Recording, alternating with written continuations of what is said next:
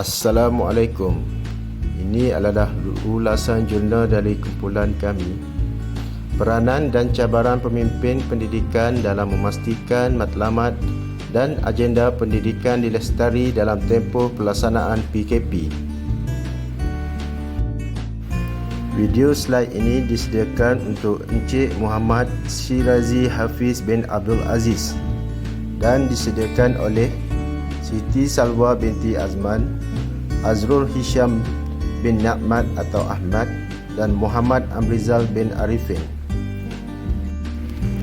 Pengenalan, implikasi pelaksanaan PKP, mengulas sejauh mana ketangkasan pemimpin pendidikan dalam berdepan dengan situasi konflik yang berlaku di sebalik pelaksanaan konsep pengajaran dan pembelajaran di rumah PDPR semasa pasca pandemik COVID-19. Latar belakang kes, sejauh mana peranan sebagai pemimpin di dalam organisasi KPM diaplikasikan dalam sistem pentadbiran bagi memastikan matlamat dan agenda pendidikan dapat dilestarikan, khususnya dalam pelaksanaan PDPR selaras dan tidak bercanggah dengan pendekatan yang telah diumumkan oleh pihak kerajaan dalam membendung penularan COVID-19. Analisis kes, ke mana arah tuju PDPR. Pelaksanaan PDPR masih belum dapat diserap oleh kalangan ibu bapa. Waima KPM sendiri dilihat begitu goyah dalam menentukan mekanisme PDPR.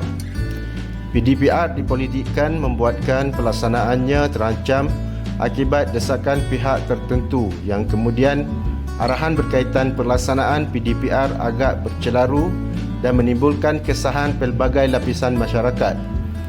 Usaha untuk memperhalusi transformasi pendidikan nampak buntu oleh kerana tiada ketegasan dari pemimpin pendidikan yang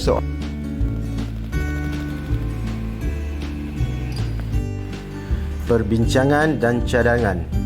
Yang pertama, menyelesaikan persekitaran yang kompleks. Pemimpin itu perlu mengadaptasi faktor persekitaran kesederhanaan dengan kehendak pengurusan kompleks.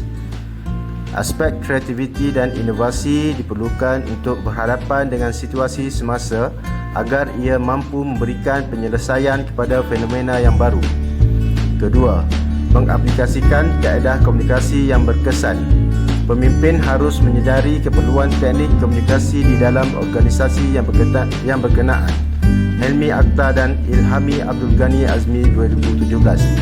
Kegagalan komunikasi yang berkesan dan kurang jelas akan menimbulkan kecelaruan untuk membuat keputusan di dalam sesebuah organisasi. Ketiga, mempunyai fleksibiliti. Pemimpin dan organisasi mempunyai kebebasan dalam merancang pelaksanaan tugasan, namun tetap akur kepada garis panduan peraturan atau saranan yang ditetapkan.